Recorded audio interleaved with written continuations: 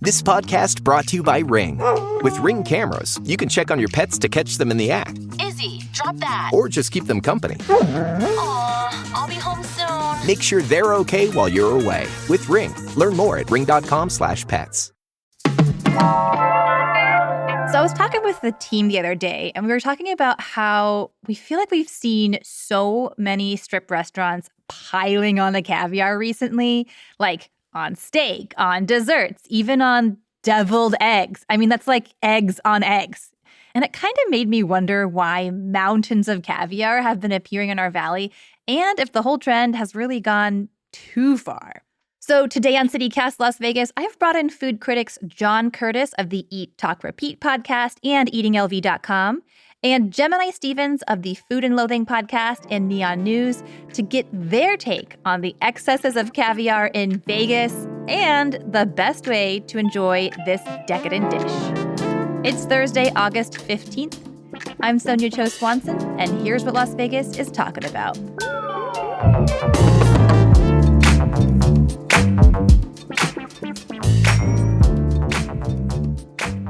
Okay, John, Gemini, I am a total caviar noob. So please tell me, what are some of the most gratuitous uses of caviar that you've seen in Vegas recently? Go. Caviar and donuts. What? Ice cream, hot dogs. Yeah. Hot dogs. Oh, I kid you not. I mean, I like sweet and savory. I really do. But and I like sweet and salty. But everything, the donut thing, and then everything that John just mentioned, I find you're losing the caviar at that point. So why are you spending the money, whether it's your money or you're buying it out or somebody else is paying, whatever? Like, it's ridiculous. It's too much. Let's keep going. French fries. Oh, no. Chocolate. I want to know who put caviar on ice cream and who put caviar on a donut. Please spill the beans. Well, you know who's doing it is influencers and TikTokers, okay, and Instagrammers, and anything for a click or a like. I mean, I was walking through Caesar's Palace. This is about a month ago. They have a big poster board on leading into their restaurant row out where the Peter Luger's is, and it's a giant, I don't know, it's about 5 feet by 5 feet poster. Of course, it's a girl in a slinky dress doing caviar bumps, giant lump of caviar off her fist. And when the bachelorette parties pick up the chant, it's over. Okay, and that's what the situation with caviar is. I have to say, I do not know that many bachelorette parties that do incorporate caviar, but probably I'm not partying with the right people. So you're obviously not when Caesars has a billboard about it. Okay? Right. I mean, don't get me wrong. I love caviar. I almost always have some in the house. And if it's done right and in the right way, I will pay for it out at a restaurant. I have zero problems. I love caviar. Me too. I've been to Denmark, and when we were leaving, one of my best girlfriends went with us. She said, you have to love a country that uses caviar like ketchup. It's on everything, but it's also paired well. And the issue that I have with caviar lately, as John was saying earlier, is that people are just topping things with it, or acting like the caviar bump is new and they're putting it out there for the first time, and caviar's somehow having some renaissance right in 2024. No, it's been around, and people have been adding it to bullshit things for years. Yeah. Okay. I mean, let's get back to basics. What is caviar? It is the salted roe of sturgeon, or it can be paddlefish and whitefish and whatnot. But the best stuff comes from sturgeon. It's now farmed all over the world. It used to be 100 years ago. It was very rare, and you only got it from the Caspian Sea, a little bit from the Black Sea, and it was a very arduous process to make it, very expensive, and it found its way into Parisian restaurants and the czars of Russia and very rich people in fancy dancy places, and that's when it was rare. Well, once the Soviet Union shut down and they opened up the Caspian Sea to all kinds of pirates and pirate fishing, they overfished it to death. They completely almost obliterated the sturgeon population there, and then they shut that down, and that opened up all the farm caviar all over the world. So now it's made in Spain, made in Israel, it's made in Brazil, China. And Italy's high on the list. The Brescia region is high on the list. It's between I want to say Venice and Verona. I could be off a little bit there. Yeah. Northern Italy, yeah. Yep, Northern Italy and Spain's up there Spain. too, I think. Yep. Yeah. I mean, it's all over the place. Okay, so caviar is basically, in your words, conspicuous consumption. Of a commodity now, a very widely accessible commodity. Exactly the opposite of what it used to be. Yeah. So it's like kind of like the Louis Vuitton bag of food at this point. It's like everywhere, but still people have this kind of aura or glow around it. Except it's being used like cheddar cheese, unlike Louis Vuitton bags. Okay. On hot dogs, yeah. Yeah. Okay, so why now? Why is 2024 peak caviar? I'm trying to figure that out because I honestly thought that was like 22 and 23. I mean, we even had a restaurant in town that opened and now it's changed its name. It was Caviar Bar, which I liked the place. But now it's called Aqua and it's, a whole seafood restaurant, really big focus on all of that. Bjork Caviar, I forget who brought that to town, but it used to be on California next to Esther's. Now I believe they moved over to Main Street, but I still haven't been in there. I've never seen the door open. I don't know if it's still by appointment.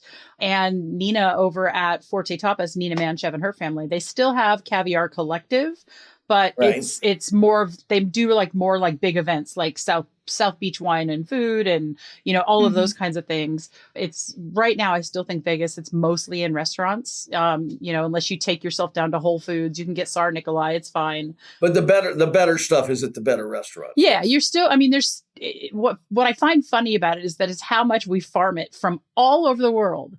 And it could be the same product, just a slightly different, place in the world. And it is still exorbitantly expensive. And so these restaurants have like kilos of it on hand at any given time. And you're still paying an arm and a leg for it. So, well, let me offer. I put it out there on some of my social media about why it's everywhere. And I'm not going to name him by name, but a well-known chef who has worked on the Strip. He now manages restaurants on the Strip. He used to be a chef with a very, very famous celebrity chef, and he worked with this person for 15 years. He sent me a quote, and I know this to me just sums it up. He says, everybody thinks it's a good idea to put a home run caviar presentation on the menu until nobody orders it. And exactly. That's what Samantha's saying. Then they have all this caviar sitting around and it's almost rotting and the eggs are getting flat. And then they have to start piling it on everything, including people's fists, to move this product that they overpaid for out of the restaurant's kitchen. So this comes from a very experienced, well-known fellow in the Las Vegas food scene, and I'll take his word for it because you see it everywhere because they're buying it by the ton, and now they got it, and they're selling it to the bachelorette parties, and it looks great on Instagram and TikTok, and that's how they're selling it. So for the caviar curious newbies, what should we look for? What are some qualities to look for in good caviar, and what's the right way to eat it? Individual pearls, number one, with this beautiful, translucent, shimmering quality that you can actually look into. The bigger, the better. You don't really get true beluga anymore. Acetra is probably as good as you can get, but you look for big, where you can see the separation of it that shows it's been meshed and treated really, really with a fine hand rather than just smashed into something. If it's mushy at all, don't do it. You usually can't open it before you buy it, but if you go to a reputable place to buy some on its own, they should be able to show you something that they have, something in the exact same tin. But yes, you want those pearls separated, but you want them neatly packed. You don't want them rolling around. You don't want them mushy. You don't want to go out and buy and think you're serving your friends caviar if you're doing this at home. Those Tobiko really tiny eggs from the Asian markets. I don't care what color they come in. Those, if you want Tobiko, go get Tobiko, but it's its own animal. Yeah. But you don't want it to be different fish. Yes. And you don't want dull color. You don't want overly fishy smell. You don't want overly salted. It should be a little bit buttery. Nutty. Nutty is a good term. Yeah. You want just a little bit of that brine because it is salt cured, but then it is rinsed properly. So there's things that you want to look for that are really simple. It's not difficult, but people will also try to oversell you. And anybody that sells you, caviar for only $20 or $30 or $40 for a decent amount, you're not getting caviar. I'll tell you that Okay, right now. do you think that caviar has to be expensive to be good, though? No, it does not have to cost you Okay. hundreds of dollars an ounce, but it also does, you don't want to go too cheap either, because Too cheap, yeah. then you're risking somebody giving you something that may not even be related to what we consider caviar by definition. It's kind of like buying really good cheese and things like that. I mean, you've got to know, or seafood, you've got to know your purveyor, like a Caviar Yes. Collective, like Nina Manchev. Yes, trust her implicitly. They deal in the better stuff, and they will sell you the better stuff. When you see it too cheap, then it's really cheap. Now, the holy grail to talk about taste, and I'm old enough, I can pull the age card now. I'm old enough to have tasted real Caspian Sea caviar in Russia once as a Ute. Wow. Okay, but the holy grail that you still look for is you almost when you put it on your tongue. And the fist bump thing is atrocious, is a crime against nature. I'll get to that. Okay, in a no second. fist bumps, note to No self. fist bump, because it's not made to be warmed up with a greasy hand. Okay, that's just ridiculous. But it should be served cool, not frigid, but cool. And you actually put it in your mouth, and you can press the bubbles and feel the caviar, and actually compress them and split them in at the roof of your mouth. But the cheap stuff is not worth it, and the cheap stuff is what they're throwing on, tacos. I mean, I'm not your French fries, potato skins, and that stuff is just. And in sushi. Let me just.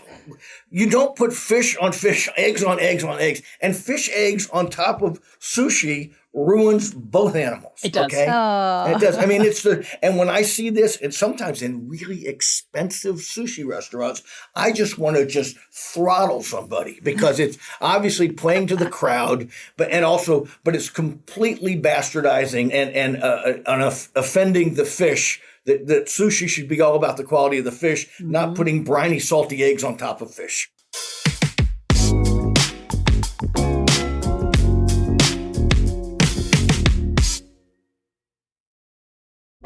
The land down under has never been easier to reach. United Airlines has more flights between the U.S. and Australia than any other U.S. airline, so you can fly nonstop to destinations like Sydney, Melbourne, and Brisbane. Explore dazzling cities, savor the very best of Aussie cuisine, and get up close and personal with the wildlife. Who doesn't want to hold a koala? Go to united.com/Australia to book your adventure. Ryan Reynolds here from Mint Mobile. With the price of just about everything going up during inflation, we thought we'd bring our prices down. So to help us, we brought in a reverse auctioneer, which is apparently a thing. Mint Mobile Unlimited Premium Wireless. How to get 30, 30, bit to get 30, bit to get 20, 20, 20, bit to get 20, 20, bit to get 15, 15, 15, 15, just $15 a month? Sold! Give it a try at mintmobile.com/switch. $45 up front for 3 months plus taxes and fees. Promo rate for new customers for limited time. Unlimited more than 40 gigabytes per month. Slows full terms at mintmobile.com. Okay, we talked about crimes against caviar. We talked about caviar on donuts. We've talked about caviar and tacos and French fries and, God forbid, hot dogs. I know. I still can't get that one out of my head. I can't stop thinking about hot dogs. But I want to flip this a little bit, because we got to give some credit where credit is due. Are there any restaurants in Vegas that are doing actually really excellent caviar dishes? I'll name one. Libertine Social. Yes. Does this dish, and they call With it the egg? caviar egg, caviar fried egg. And it is an egg shell in which they put like corn pudding and kind of a poached egg and corn pudding, and they put a dollop of caviar, and then they give you a brioche, a baton of brioche to dip it in, to break the egg, get the corn pudding and the salty fishy eggs. It is eggs on eggs. But caviar and scrambled eggs have always been a good combination. I was going to say eggs, real eggs, and then adding caviar, I'm fine with. Yeah, but this at Libertine Social in the Mandalay Bay is one of my favorite dishes. It's one of the great dishes in town, and they do it right. And what I God. like about it is that it makes caviar super approachable for people who are not sure they like it. Because when you put that caviar with that sweet corn pudding, and you get the richness of the egg that's in the dish, and it's also just pretty to look at because they put it back in the shell, and you've got the little dipping piece, and it's a really fun way to get somebody to try caviar all of these other flavors with it, and they complement each other versus fighting each other. Okay, where else is good? What else should we look for? Where else should we go order something? I like a really simple, like almost traditional. And when I say traditional, I'm saying like, 50s, 60s, 70s traditional display of you get the blini, you get some chopped boiled egg, you get some really finely chopped red onion or shallot, you get maybe some chives, because onion and that really light onion flavor. You don't want too heavy of an onion flavor. With the dollop of creme fraiche? Yes, Okay. absolutely. Absolutely. But it's simply good on its own. It's simply good on a salted chip if you want it. But there are places in town that do that like sort of traditional little thing with all the dishes. I know Harlow has one. Some of your better steakhouses will do it. Most of the better steakhouses.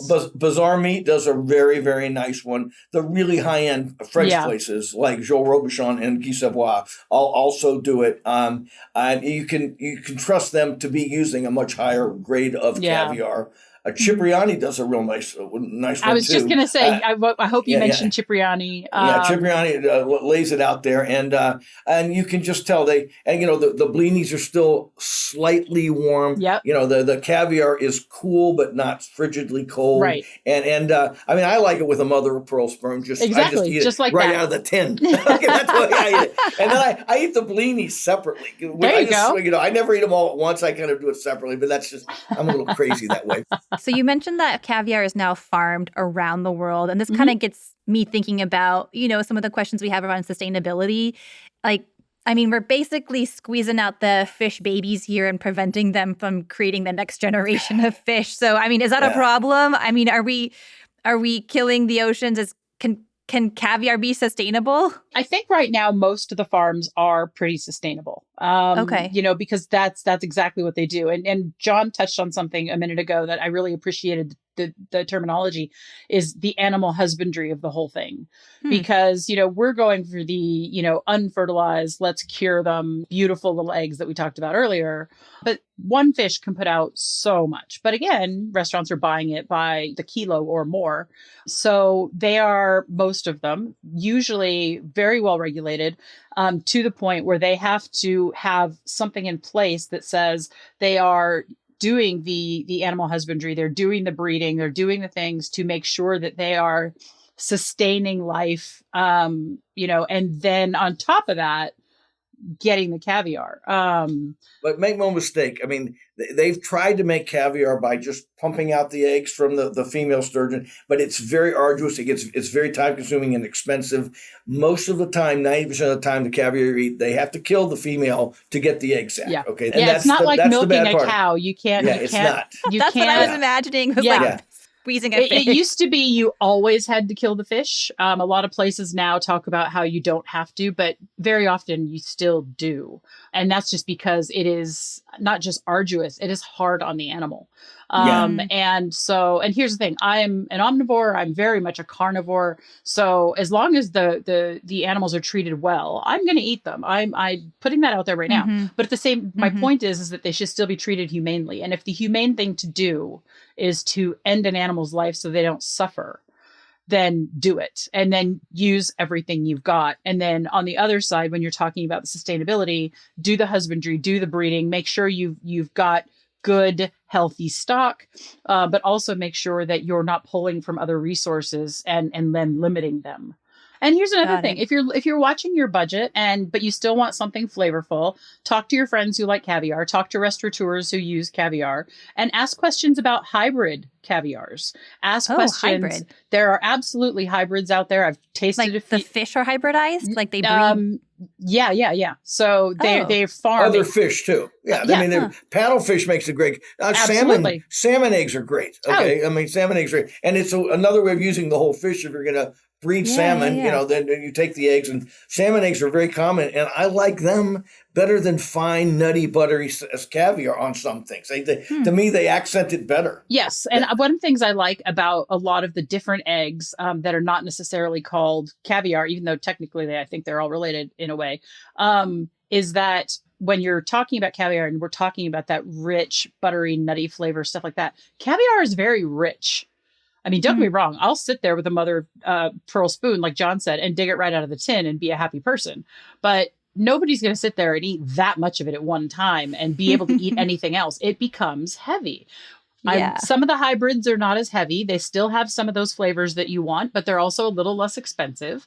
But they're no less delicious. And they are, easier if you're on a budget. I was just thinking about, I feel like the strip oftentimes becomes like the distillation of whatever food trend is happening across America. Oh, absolutely. You know what I mean? It's somehow the strip is like where the food trends either end up, or it's where they come to die, or it's where they reach their epitome of like the middle one. The middle one. Yeah. What is it? Where they come to die? Yeah. Everything that was big 3 years ago comes here. Everybody, Mr. and Mrs. who know what from, Paducah come here and go, hey, I heard we had a lot of caviar there. And then they feel like they're living in Midtown Manhattan. Take a picture of it and Instagram it. Absolutely. Yeah. Right, Absolutely. Right. That's it. Because thinking about these food trends, right? We had like gold leaf, we had truffles, now we have like caviar piled on steaks. Okay, so I want your predictions. What do you think will be the next conspicuous consumption food trend on the strip? Oh, jeez. We're already doing champagne out of what they call a shambong. So what? A shambong. Oh yeah.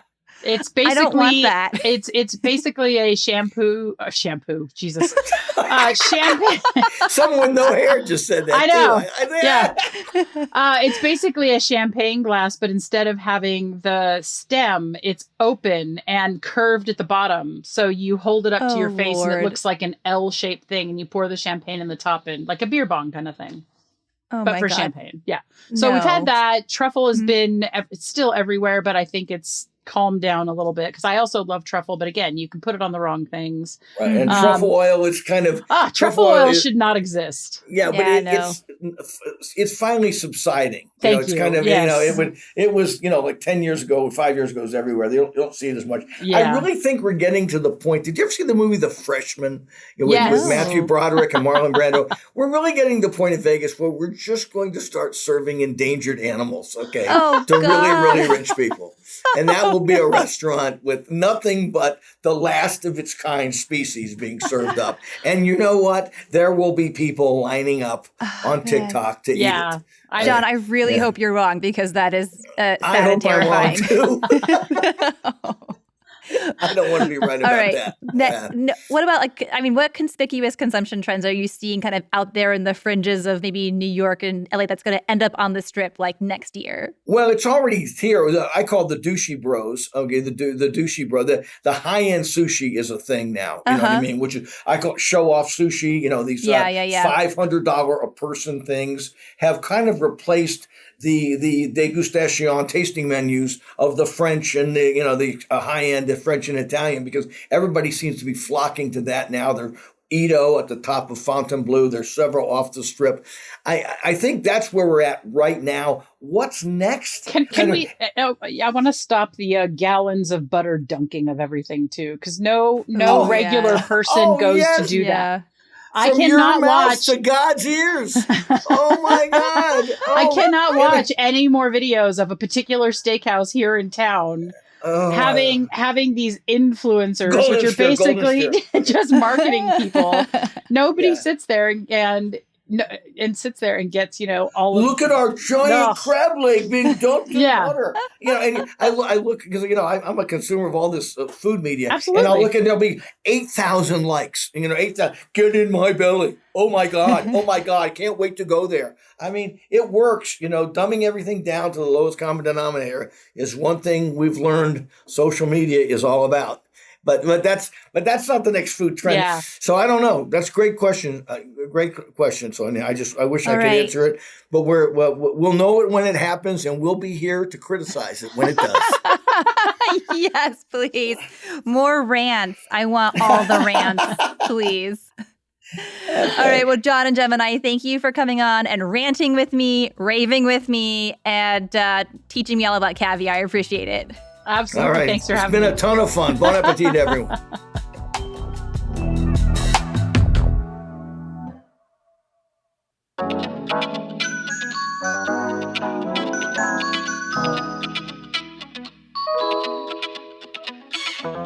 And that's all for today here on CityCast Las Vegas. If you enjoyed the show, go tell a friend, rate the show, leave us a review, and subscribe to our morning newsletter, Hey Las Vegas. We'll be back tomorrow morning with more news from around the city. Take care.